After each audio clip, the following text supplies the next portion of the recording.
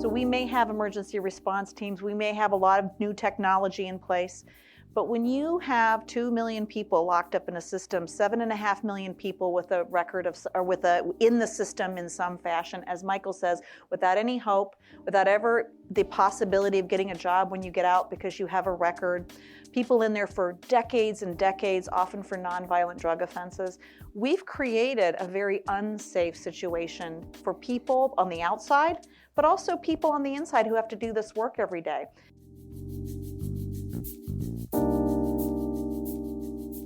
You're listening to Precinct 444, a podcast network from the National Law Enforcement Museum. Today we're bringing you an episode from the Encore series, where we revisit past museum programs and conversations. First, some type of smaller helicopter flew over the wall, and then that was followed by a larger military helicopter. And we were blindfolded. I was blindfolded. My wrists were bound. And I can recall that there was, when the helicopter went overhead, you could feel the concussion of the blades. And there was a loud popping noise that was caused by some type of gas projectile or gas bomb of some sort. Gas was dropped into the yard, and as you watch that video, the reason it looks cloudy is because it was a typical fall in New York. It had rained all evening. The gas rose to the level, hovered on the ground, rose to the level we were, and made everything like looking into a cloud. But with the explosion of that gas projectile, that seemed to signal the rooftops were lined with sharpshooters, if you were New York State employees, made up of correction officers from that facility, correction officers from other facilities, New York State Police, and a number of other state agencies. And they brought in weapons from home. The weapon at the time, the tower duty weapon at the time at Attica was an AR-15 or an M16, which is capable of like 700 rounds per minute. And when that gas exploded, that seemed to be coincidentally signal the open fire signal for the sharpshooters and the retaking of the facility, and all hell broke loose. I mean, you could hear, I'd grown up in a rural area and was familiar with weapons, and you could hear small arms fire, handguns, shotguns, large handguns, 357 Magnums, 270s, bolt action rifles, and automatic weapons. And the firing went on for about 10 minutes. First, I can remember laying there on the catwalk. I can remember watching the video of the retaking, frame by frame for identification purposes after. And it was bizarre and surreal to watch yourself get shot. And I can recall the Noble was on my left. There was an inmate behind me with a hammer and an inmate on my right with this hand-fashioned spear. And you can see the inmate on my right. He was an angry individual. I worked around a lot of places in the prison because I worked vacation relief, but I didn't recognize this guy. And he was angry at his circumstance in life. He was angry at what I represented. He was just one generally pissed off person. And in the film, you can see him draw up his spear. He couldn't wait to see my guts spill in the yard. And as he started down with the spear, they shot him. And the impact of the first shot lifted his feet about 3 feet off the catwalk surface. And the second volley, when the second volley hit him, it was almost like he did a backwards pole vault down into the yard below. And I was blindfolded, and Noble pulled at my left shoulder, and he pulled me over. And when he pulled me over, that opened up the executioner behind me, and they took him out. And then I jerked away from Noble, pushed my mask up or my blindfold up, and they hit Noble and they hit me at the same time. And we all fell in slow motion. It looks like we all fall like dominoes on the top of the catwalk. So Dr. Thompson, we've heard about how the inmates, as irrational as it was, decided on their action. What was the process the state troopers used to decide what to do and how to do it?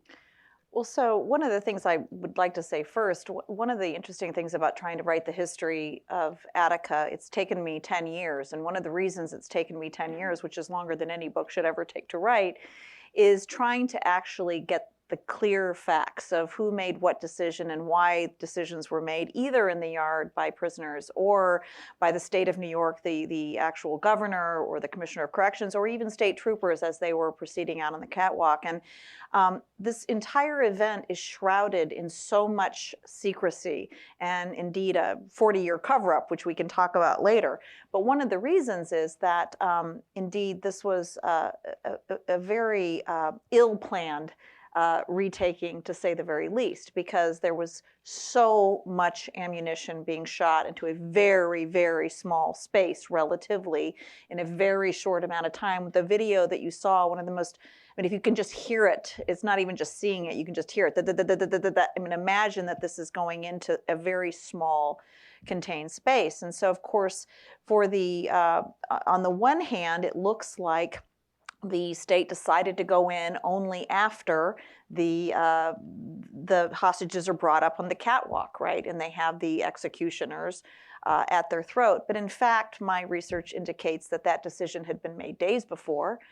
In fact, when the state decides that they're going to go into the prison, they very deliberately did not give the inmates an ultimatum. That was a very deliberate decision coming from the governor's office. And indeed, the men at the highest levels of New York State government were well aware that hostages were going to die when they went in there. And they did it anyway. And so we could debate about when or if they should have gone in, but certainly the way they did go in was horrific. The toll was horrific, not just the death toll, but the injury rate for people was awful. You know, all of the broken glass that had been even in the initial riot, you can imagine now at this point, all the windows are being shot out with this much gunfire. And so for the troopers that go in, this is, again, hugely debatable.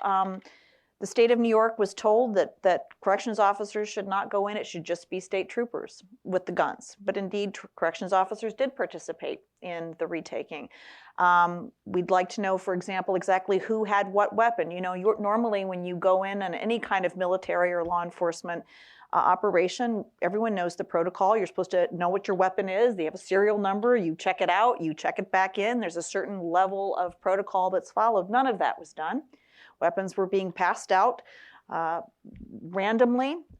They weren't being recorded when troopers were sent in there. Some of them were told to take off their identifying badges. I mean, it was really a difficult thing. So for some of the troopers, I think many of the troopers were traumatized by this. I think the troopers committed traumatizing acts because they were put in that position. I also think many of them were traumatized by it. So at the end of the day, the state officials who made this decision, put a lot of people in jeopardy, including many of the corrections officers. Now, we could talk about what might have been a different strategy on what day and how they might have done it, but certainly what did happen, you heard it. It was, as Donnie says, it's like a war zone, and that was a really, really intense time, and certainly for Michael on the catwalk. But also, as you mentioned, right, for Don Noble, who's standing next to you, the two of you who are, if you want to share that story with everybody, I think that's one of the most powerful stories, just to indicate how scary this was, right? When you're sharing, his lovely wife, Sharon Smith, is in the audience, and she lived this on the outside looking in, but you want to tell that story? Don Noble was a black inmate, and I had met Don when I worked in the metal shop, and one day in the spring of that year, Don approached me and asked me to look at a letter that he and some other inmates had written. And it was, they were going to send it to the Commissioner of Corrections and then Governor of New York State, Rockefeller.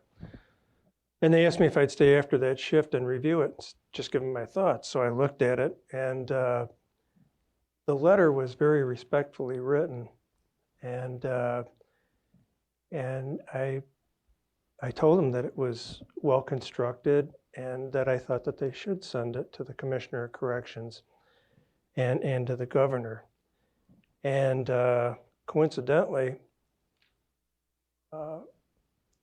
the initial list of demands was pretty much a representation of what that letter that I was shown several months before contained.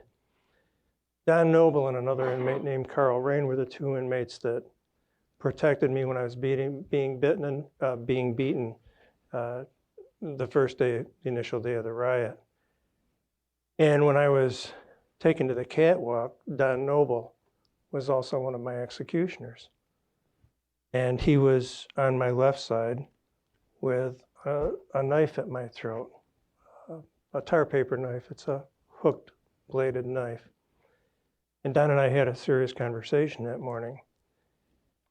And I told him that I was sorry that it came to this, and he also expressed the same sentiments, and we made a mutual exchange of promises to get in touch with. He told me who his family was in New York.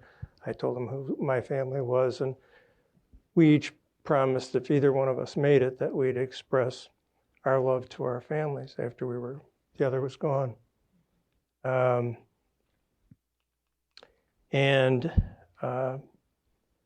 I also said, Don, he was the one with the knife at my throat, and I said, when the time comes, I want, you know what you're doing, I just want this done with. I could see myself up there flopping around like a fish out of water. I didn't want that to happen. I just wanted it to be done. So he promised me that I wouldn't suffer. And that was very consoling to me at the time. I mean, one of the reasons why it's, I know, painful to recount, and also I think for all of us to hear, but one of the things that story always struck me so much, one of the reasons why it always struck me so much is it really does show that in these final hours, when the assault is imminent, that everybody is a sitting duck at that point. And what's important to know is that the negotiations did stall on one key point, and the key point was amnesty. Mm-hmm. And the governor of New York said very clearly, I will not give amnesty. And so then several of the observers said, including Republican State Senator John Dunn, they called the governor and they said, can you at least come to Attica? Not into the prison, not into the yard, but can you at least come to Attica, stand out there and assure these men that if they release the hostages, that they will not be beaten, they will not have reprisals, they will not all be charged with felony murder, that you'll actually investigate the crime. Can you just come? And he said no. You know, in many respects, he was not willing to budge an inch. And it was over this issue of amnesty that it all ultimately leads to this really bloody retaking. And the reason that's so important to understand is that ultimately, you fast forward to 1976, and Don mentions this, ultimately, this goes on for years and years and decades and decades and decades, the story, the investigations into Attica and so forth, and ultimately, amnesty is exactly what happened. Mm-hmm. Ultimately, the subsequent 2 governors later, governor of New York, Hugh Carey, in effect, does exactly what Rockefeller could have done, which is he said, we're going to close the book on Attica. Mistakes were made. We aren't going to charge any members of law enforcement for crimes committed there, and we are going to vacate the indictments against any inmates. We're going to put this thing to rest. And to me, that's one of the greatest ironies here, because as Don and Mike are up on that catwalk, and as this Don is terrified in the yard, and his men were terrified running around being shot. Mind you, there's also a helicopter circling saying, surrender with your hands up and you won't be hurt. Mm-hmm. And all you can hear is da-da-da-da-da. You know, so this was just a crazy situation that in many respects, I believe, having, you know, worked on this for a decade and having a 1,400-page manuscript of details from all angles on this, I think it was avoidable. Can you set up our next artifact? We have a phone conversation between Governor Rockefeller and President Nixon. Can you just give us a couple of words to set up what we're about to hear? So Governor Rockefeller was just a very quick, important historical note. Governor Rockefeller was known as a quite liberal Republican in the state of New York, but he always had designs on the presidency. He very much wanted to have the Republican nod for the presidency. That went to Richard Nixon. Richard Nixon had a reputation as being much tougher on crime, much firmer on those issues. And Rockefeller was very interested in shoring up his own credentials in that sense. And people have often thought that Attica was his way to do that, to not broker any, to not bow down to inmates in any way. So on the day of the retaking, when they finally speak, which is what I assume you're going to play, yes. It's clear to the architects. It's clear to the architects of this retaking that it has been a disaster. You have hostages that have been killed. You have many inmates that have been killed. It's a bloodbath. It's a disaster. But what the state of New York does is it goes out in front of the public, and it looks everyone in the eye, reporters from the New York Times, LA Times, and it says, the reason why hostages were killed is that inmates slit their throat. It's not what happened. And that story became the story for quite some time. It changed the way people understood what had happened here. But when he calls Nixon, Nixon doesn't quite know that that's not the story yet, and he kind of congratulates him on a job well done. Then there's another conversation that they have where it's clear that it's not exactly the way Rockefeller said it had been. And Nixon says, well, all I want to know is one thing. Was it a black thing? And Rockefeller says, oh, well, yes, sir. Yes, Mr. President, indeed it was. And basically that's all Nixon had to know. And that's kind of the underbelly of this story that I also think is worth telling. Let's listen to this clip. This is a conversation between Governor Rockefeller and President Nixon. I have Governor Rockefeller for you, sir. Hello. There you are. Mr. President, I know you've had a hard day, but I want you to know that I just back you to the hilt. And I was sitting here talking to Bob Haldeman. I didn't get your call because I've had a cabinet meeting, and then I had a meeting with business leaders right afterwards, and I've been just got out. But the courage you showed and the judgment in not granting amnesty, it was right, and I don't care what the hell the papers or anybody else says. I don't care what they say. I think that you had to do it that way, because if you would have granted amnesty in this case, it would have meant that you would have had prisons in an uproar all over this country. That's right. And you did the right thing. It's a tragedy that these poor fellows are shot, but I just want you to know that's my view, and I pulled the troops around here there to back that right to the hilt. Well, aren't you great, Mr. President? You just reacted to hearing it once again. These poor fellows were shot. Yeah, Whoops. the poor fellow, oops. Yeah. And that's exactly how they looked at it. Yeah. You know, we were expendable. We could be replaced. Yeah. You know, and they did replace us. Those that got killed, they hired more people. Yeah. You know? And unfortunately, people that are hearing this now and reading like Dr. Thompson's book and books that have been written on Attica really can't believe until they come to a thing like this and like listen to Mike and myself, John, who have actually lived it, and tell them, we have no reason to lie. That's right. This is what they did. And the story about what they did to the widows is even worse than what they did to us when they shot us. Take a couple of minutes and tell us a little bit about your organization, the Forgotten Victims of Attica, and I'm going the wrong way. I'm sorry. Well, that's okay. Yeah. I mean, we're both part of it, but Right. And what awareness you're raising now, and what response you get? The Forgotten Victims of Attica is a pretty grassroots movement made up of correctional officers, hostages, and the families of those killed during the riot. And it was somewhat formed at the time that the inmates were given a ward directed by the federal government to New York State to be given a settlement. They were actually wards of the state, so it was the state's responsibility to protect them, essentially. They were successful somewhat in the court system, and eventually they were given a $12 million settlement by the state of New York. The widows and the hostages and the people that worked for the state of New York never received anything. Nothing. They got screwed through the New York State compensation process of any legal recourse as far as a court justice recourse. That was eliminated. The state eliminated that through deceptively through the workman's compensation process. Heather alluded earlier that this kind of canted everyone's view, the public view of what happened. The inmates didn't have guns. Everybody died of gunshot wounds, with the exceptions of, not slit throats, with the exceptions of the 3 inmates that the inmates killed and Bill Quinn. Everybody else died from gunshot wounds. It was reported on the morning that they retook it, and it was printed in the AP. It was reported that I was emasculated and that my testicles were stuffed in my mouth. It never happened. I was never assaulted. I still had my clothes on. I was never stripped. But the consequences of this, the consequences of the state line were so dramatic and ongoing. The man that had been accused of doing that to Michael was tortured for 6 hours for having done this crime to him that didn't happen. In addition to that, the widows, as Don mentions, I mean, those are horrendously treated.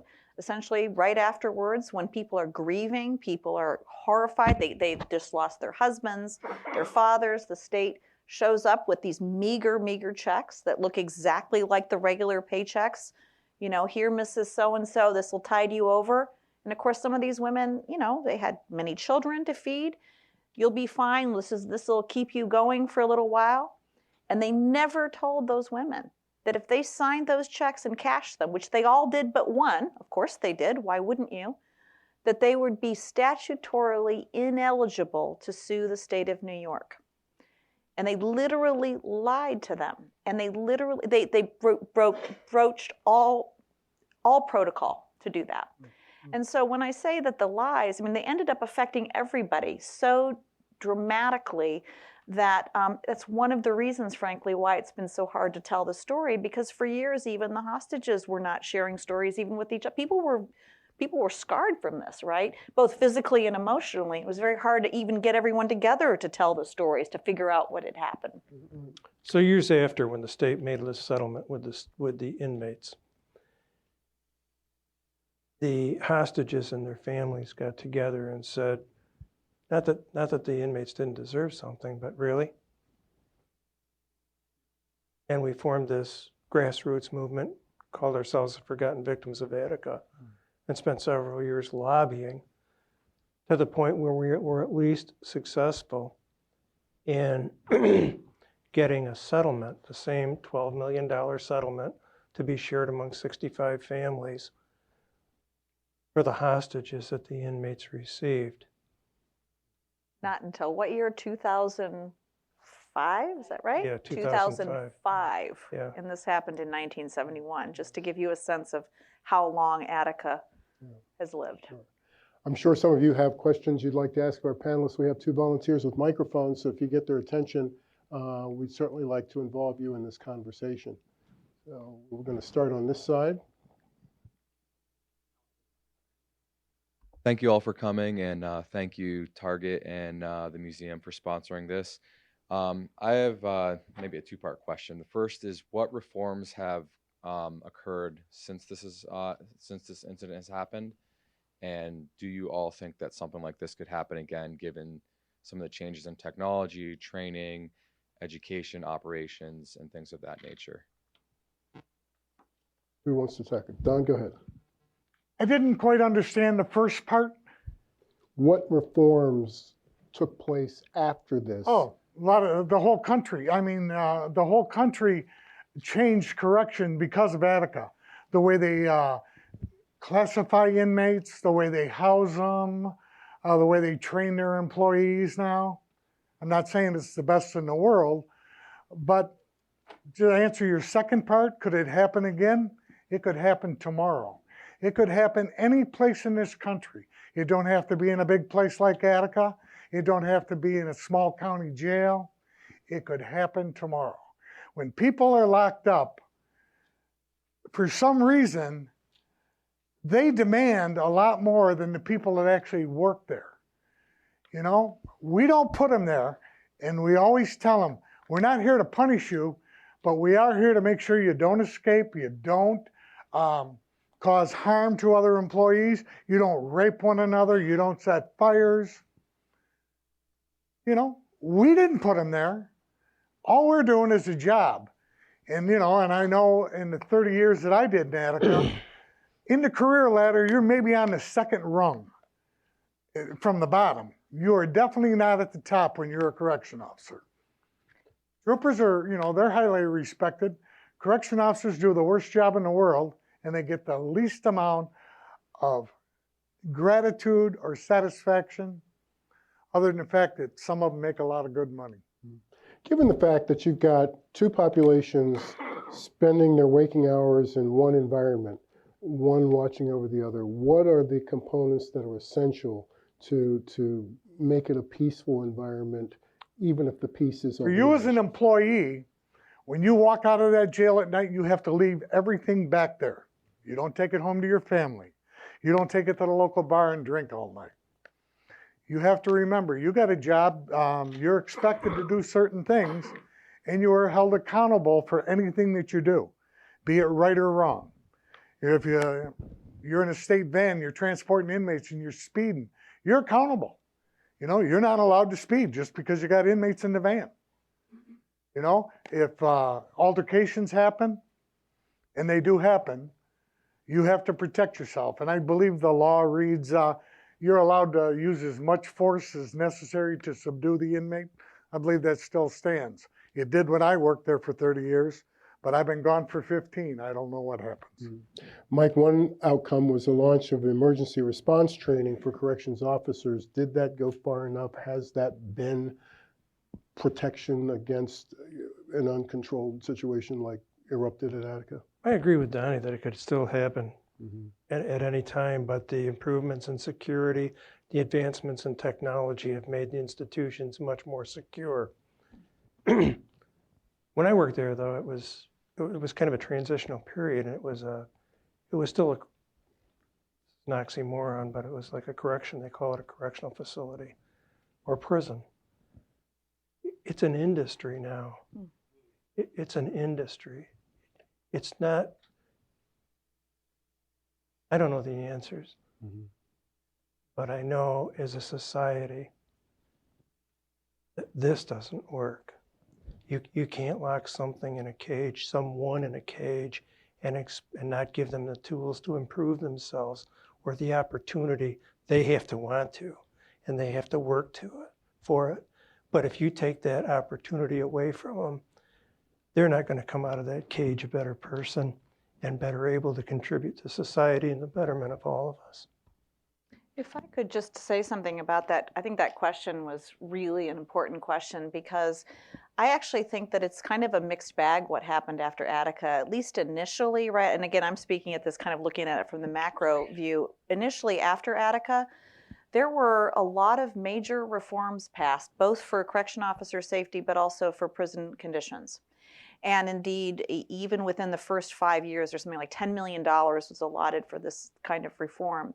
But then something else happened, which is kind of this more tough on crime ethos took over the nation. And over the next 30 to 40 years, we then became the nation that locked up more people than any other country on the globe. If you look at how many people, the rise in the prison rate in the 30 years before Attica, it's not particularly significant. You know, maybe upwards of about 30,000 people. If you look at the 30 years after Attica, the prison rate goes through the roof. And what's really interesting about that is that this all began, that kind of war on crime began before the murder rate was remarkable, before the crime rate got remarkable. We have the data, we can look at this. And so therefore we began a public policy that at the end of the day, I think has made people actually less safe. So we may have emergency response teams, we may have a lot of new technology in place, But when you have 2 million people locked up in a system, 7.5 million people with a record of, or in the system in some fashion, as Michael says, without any hope, without ever the possibility of getting a job when you get out because you have a record, people in there for decades and decades, often for nonviolent drug offenses, we've created a very unsafe situation for people on the outside, but also people on the inside who have to do this work every day. And I have heard plenty of corrections officers tell me that ironically, that more punitive kind of tough on crime ethos in the prison, take away education, take away this, take away that, actually makes people less safe, not more safe. It makes people angry, it makes them bitter, it makes them unpredictable. And so kind of one of the tragedies, I think, of Attica is that some of the basic, as you said, humanitarian concerns that were raised might have made it a better place for everybody concerned, corrections officers too. It's interesting. I started my career in television in 1977, and I was reporting on this whole movement that you're talking about. And what I find interesting is that it's very difficult to keep the public's attention at the table discussing the intricacies of prison reform long enough to make some progress. Yeah. And so that as we went down the line, you see, for instance, in California, where they passed as a referendum mandatory sentencing guidelines. Well, if you've got a person who's decided to become a career criminal and he gets that third strike and now he's in for a long sentence, you have probably upped his life expectancy, but you're going to have to pay for him. Yeah. And they went ahead bankrupting themselves, putting people in jail for long periods of time for nonviolent offenses and that sort of thing, where you get the knee-jerk reaction from the public and trying to do prison reform in the ballot box, which really didn't work. Right. What do you need to get our attention to really participate? I mean, because you got the corrections officers and the law enforcement community, you got the political community, but it's we the people. I think it's happening. You might all be interested to know, just about 2 weeks ago now, 3 weeks ago, I was here in DC participating in this quite historic, I think, bipartisan summit on criminal justice reform, and I had the opportunity to speak there, and it was quite a remarkable moment. In the same room was, on the one hand, Eric Holder and Cory Booker. On the other hand was Newt Gingrich and Rand Paul's people. I mean, it was a real kind of coming together of very, very different political points of view, and the one thing that they could all agree on was, as Michael says, this is not working. It's not working for the people that work in the system. It's not working for the people that are in the communities that have been kind of ravaged by these high rates of incarceration. It's not working for anyone. So I'm hoping that even in the next election cycle, that this is going to be much more on the table than it's been in a long time. Some people will be in it because they think it's too expensive. Other people will be in it because they think it's immoral. I mean, there'll be all kinds of reasons why people are in this debate. But I think we are in a turning point, and I think corrections officers have a huge role to play in it because, being there on the front lines day in and day out, their points of view should be heard in this debate, I think. We have a question on this side. Yes, thank you for your patience. First, thank you for coming tonight to share this with us. We know it's not easy at all. Second, can you speak to what it was like to go back to work? Especially given the fact that you did not feel supported by your administration? Well, it wasn't a hard decision to make because if you've ever been to Attica, I didn't live in Attica. I lived 8 miles up the road in a little town of 400 people. There weren't a lot of opportunities for work in the area. When I got out of service, I had worked at my father's garage and filling station. And after taking the job, John and I started about the same time. We had the greatest job in the world. We had a state job. We were going to get a retirement. We had sick days and all that good stuff. Going back to work wasn't that hard because after we did all the funerals and all the courts, and my second son was born, it wasn't an option. I had to go back to work. I mean, I could have still taken more time off. But personally, I wanted to know if I could do it, so I went back to work. Obviously, it worked because I did 30 years. Michael, how would you respond? I've been back to the prison to visit, but they found me physically incapacitated. There was a long period of recovery. I was shot in the abdomen 4 times with an AR-15, an automatic weapon. Bullets exploded on impact, went out the back of me. I was also shot in the right arm by a handgun. For me, it was a long, lengthy recovery period, and at the end of which the state decided that I was physically incapacitated to do that job anymore. Would either of you recommend a career in corrections for a young person trying to figure out what to do with his or her life? Sure.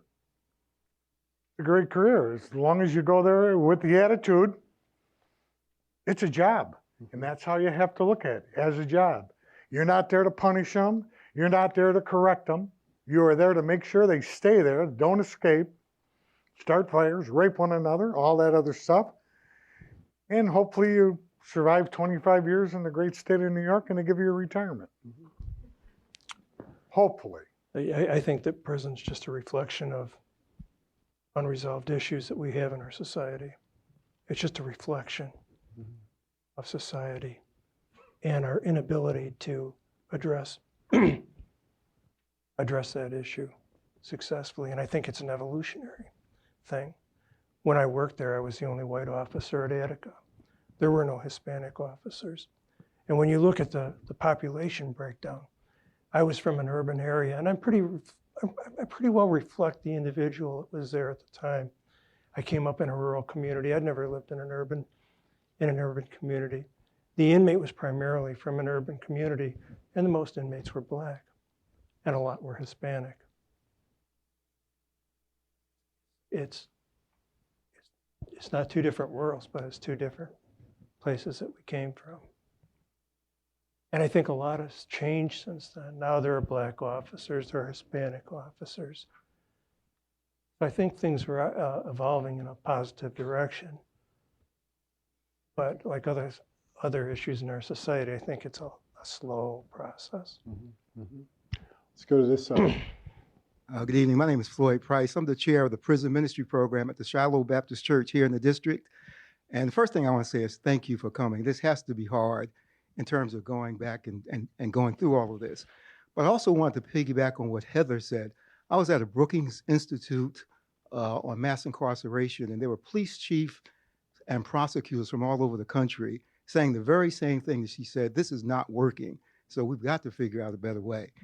The question I wanted to ask is, like, how are the guards doing? It's not guards, correctional officers doing. I just read a book, New Jack, about a New York Times reporter that went into prison, and he felt like he was a prisoner as well as the prisoners. Has that changed? Is that any better? When I started, it wasn't a very high-paying job, but it was a great job with a retirement and all that. I can't imagine anybody thinking that they're a prisoner when they go to work there because it's their choice. And with the number of jails in New York, and I think there's, what, 50 now? 50 plus or something?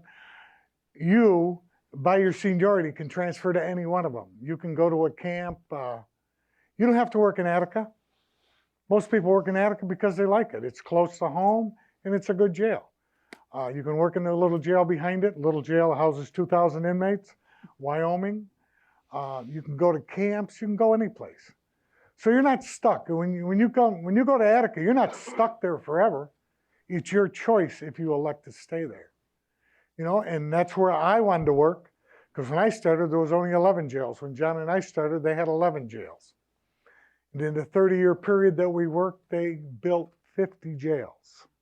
They've closed a few of them now, I believe, because budget costs. All that does is put the correction officers in the other jails where they're putting these more people more at risk. You know, all the jails are overcrowded. There's a couple guys here that I know and have worked with from Attica.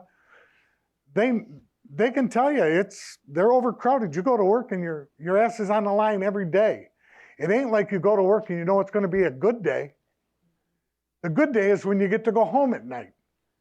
And they never know when they walk in that front door in the places like Attica and Rikers Island and all them big jails. Going home's a good day for you. Sometimes you get to go home in an ambulance. You get the shit kicked out of you. It's just not a great job. Interesting. But we all choose to do it because of the benefit package, the retirement down the road, the money you can make on the road if you're a transport officer, you know. And I refer to John, who I live in Florida with. Him and I actually ended up, we were high school friends. His wife graduated with me, and my wife graduated with him. We're still friends. We're friends with Mike and Sharon. You know, it's a bond, and it's not all about Attica, because when we're together, I don't even think we talk about Attica. We have more fun like going to a Mexican restaurant and find out which pepper's the hottest, you know. You know, and that's what we do, and that's how you got to look at it. But you got to remember one thing: when you work in those, and I call them shitholes, and that's what they are, you have to remember that the majority of people that you actually hang with actually work in one or the one you work in. You know, it's just common, because you have a common denominator. You can talk. They understand that you're nuts, so stuff like that. But it's a good job. I enjoyed it. You know, these guys must enjoy it. They're still working. Heather, when we sit down in the other part of society to talk about prison reform, there's often this conflict between warehousing, punishment, rehabilitation, which very often people on the outside, especially when employment gets tight, don't want to support. Right. How do you reconcile? I mean, those are the stress points that have to be reconciled if we are to make some sort of progress, because clearly the corrections officers know what they're about. They know why they're there and what their job is. And it seems that the political will and the will of the public is what is conflicted.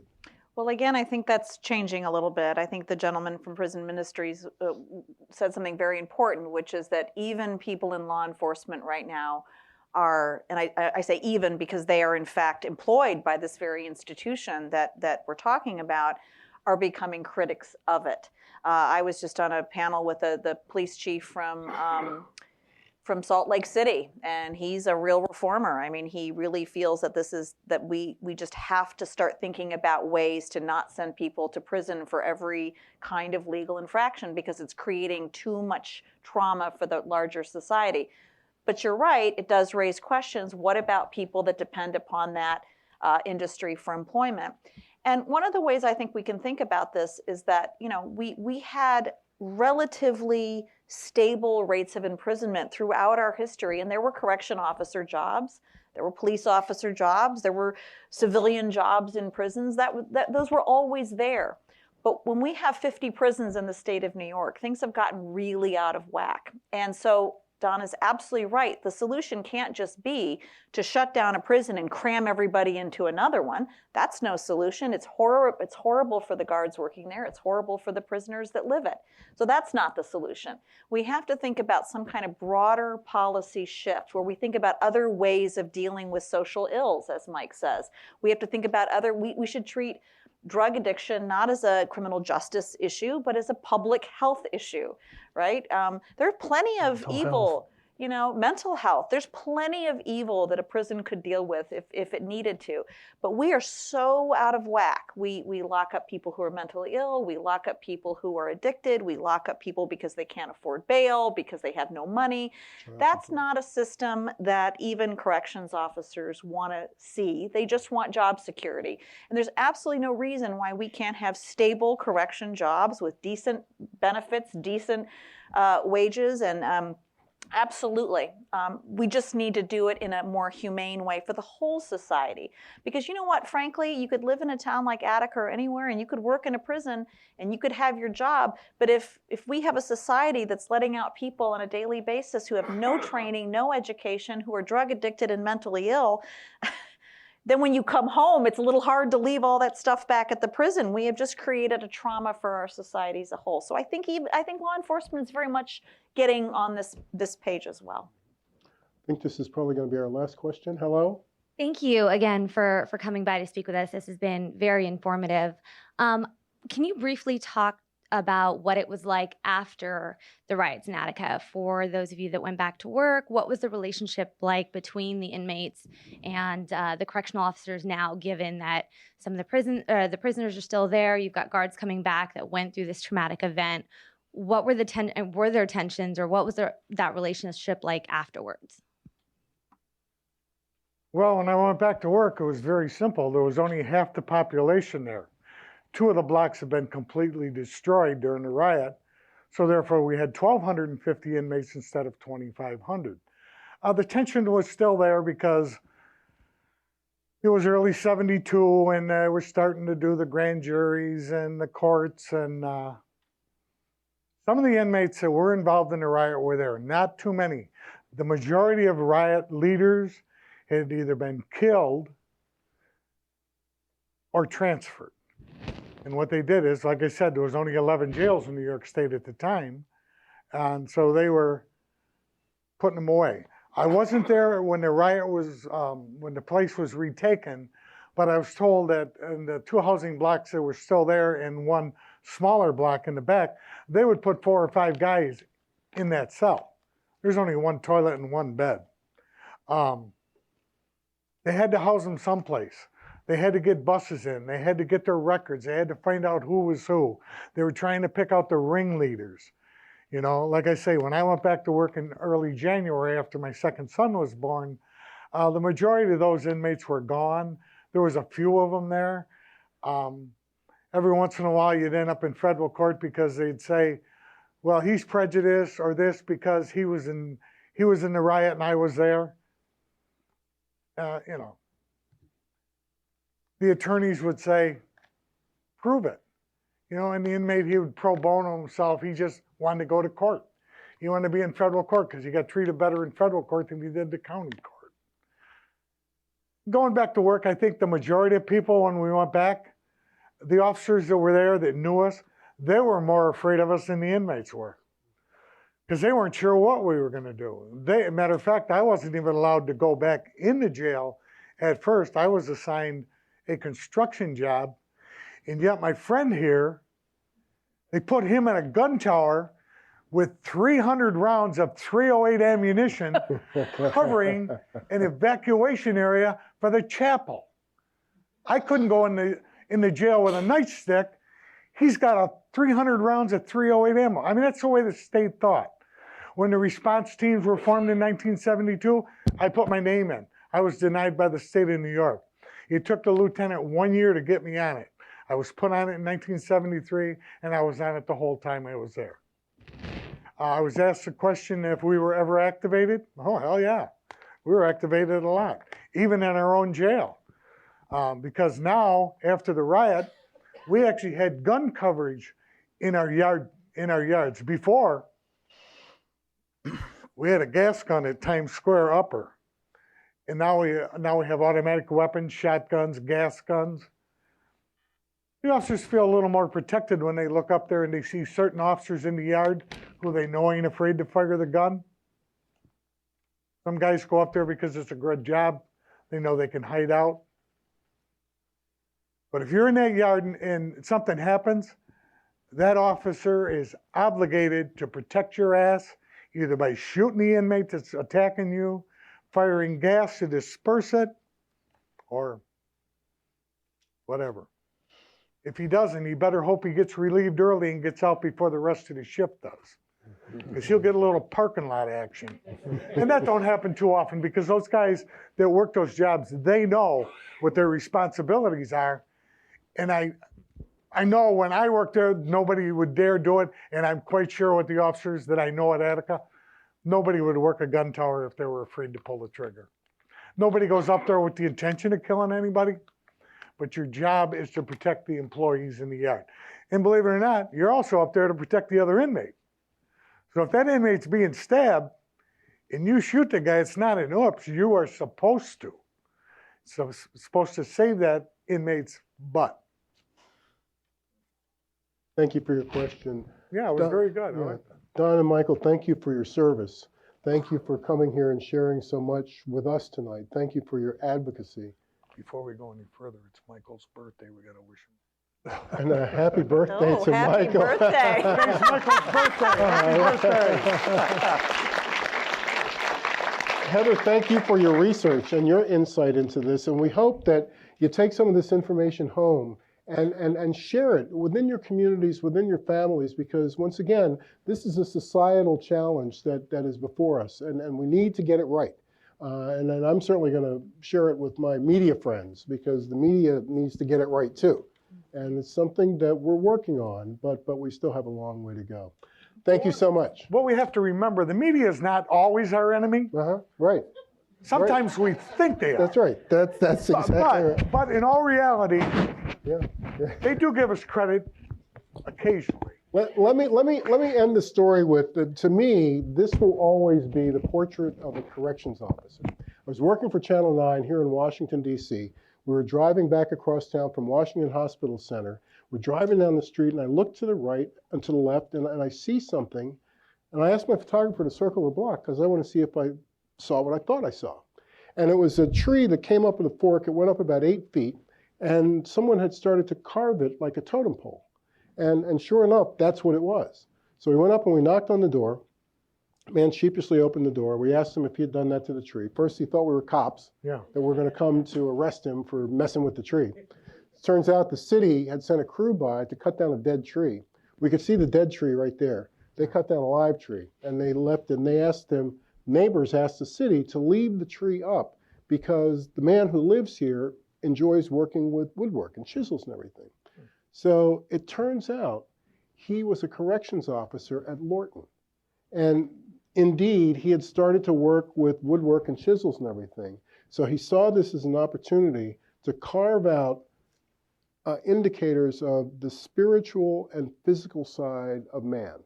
And so on this side at the top was a bear, on this top was an angel. And he said over the last 2 months he'd been working on this, he had met more of his neighbors who would come out and suggest themes for him, that with all the various ethnicities in the neighborhood that were represented there, and he would do in bands around the tree. And he explained to us that he works at Lorton, it's a pressure cooker during the day, and when he comes home, this is his release. He gets into the spiritual place that allows him to meet people, and he felt so good about this, and he's contributing to his community. That's a corrections officer. And I'll never forget that, and I was just so glad that I was able to see that. We put him on the air that night. We did a story on him, so because people don't see that side of what you guys are and what you do, and we thank you for what you are and for what you do.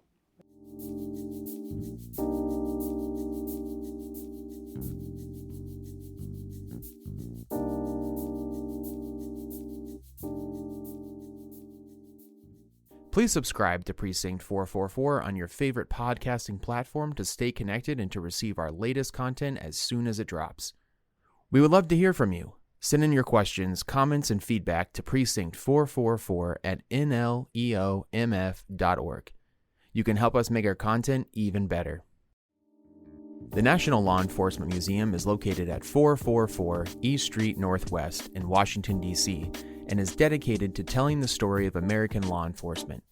We expand and enrich the relationship between law enforcement and the community through educational journeys, immersive exhibitions, and insightful programs. Find us online at lawenforcementmuseum.org and stay tuned for more podcast content from Precinct 444. Until next time, stay safe. We'll see you at the Precinct.